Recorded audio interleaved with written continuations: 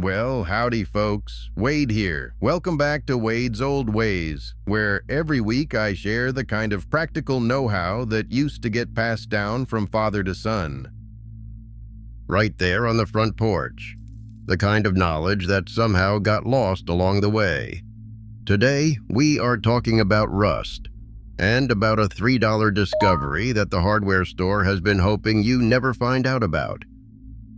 Every shed in America has got the same story. The axe your daddy gave you, orange crust creeping up the blade.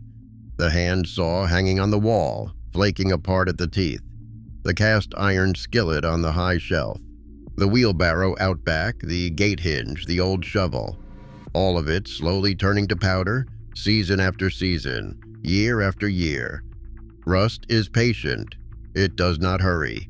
It just works, quietly, on your good iron tools, until something your grandfather bought with his own hands is nothing but a crumbling ruin. Most folks fight rust the way the hardware store wants them to. A bottle of rust converter, $15 to $20, lasts a few months.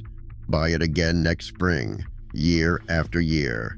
What most people do not know is that somewhere on a different shelf, in a plain bag with a long chemical name on it, sits a powder that costs about $3 and does something most people flat out do not believe the first time they hear it. The rust does not just stop. The rust becomes the protection. That is not poetry.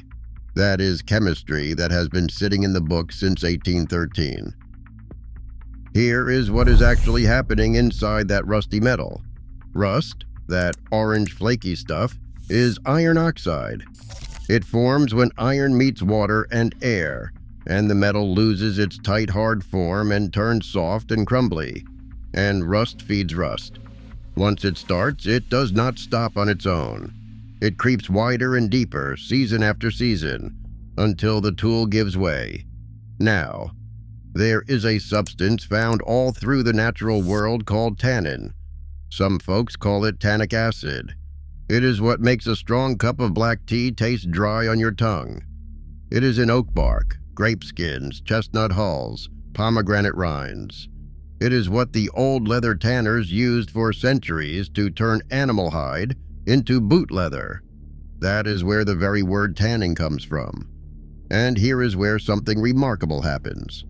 When tannin meets rust, the two grab onto each other at a molecular level, and that orange flaky iron oxide converts into an entirely new compound. Scientists call it ferric tannate, a dark blue-black coating that bonds hard and tight to the metal underneath. Stable, protective, and most importantly, it is no longer consuming the iron the way rust was. The very thing that was destroying the metal becomes the seal that protects it.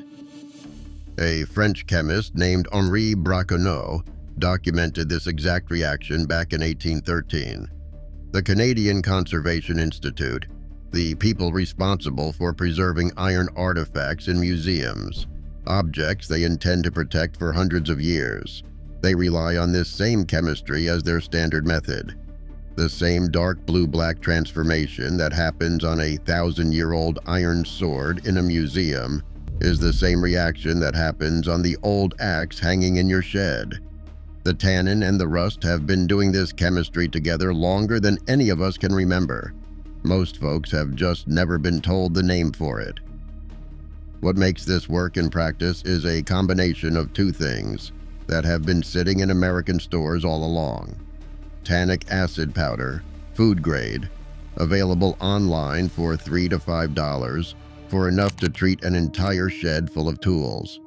And Naval jelly, the jar most folks have walked right past at Walmart or Home Depot for years, $2 or $3. The active ingredient inside that jar is phosphoric acid, and when it works alongside the tannic acid, the two of them together convert rust far more completely than either one alone. Museum conservators and military testing both confirm it. The combination is what holds up under the closest scientific examination. The chemistry works on iron and steel, the metals that rust orange. Your axes, your hand tools, your cast iron pans, your truck frame, your wheelbarrow, your gate hinges. That is most of what rusts in a shed or a barn. It does not work on aluminum or stainless steel or anything galvanized. Those metals corrode differently and the tannin has nothing to react with. But iron and steel, that orange rust, that is most of what any farmer or homeowner is dealing with. What happens when the solution touches the rust is something worth watching. The color begins to shift within minutes. The orange darkens to brown. The brown moves toward gray.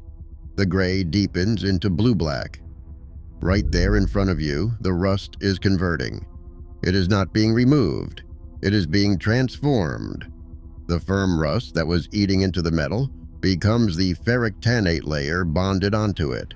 And that layer, once it has fully formed and dried, is hard, stable, and protective, in a way that a spray can from the hardware store simply is not. For most tools kept out of harsh salt air, that blue-black coating holds for years, not months, years. A wheelbarrow that would have rusted through in a few seasons stays protected. An axe head holds its finish. A cast iron skillet stays dark and seasoned. And when a spot eventually begins to show wear, maybe once a season, maybe less, a fresh application of the same solution brings it right back. The same bag of powder years later, still doing its work. Now think about what that means.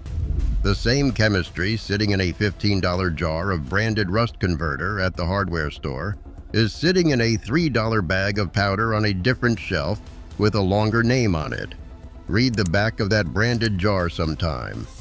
You will find the same words, tannic acid and phosphoric acid, the same ingredients, in a smaller container, with a brand name and a marketing budget behind it.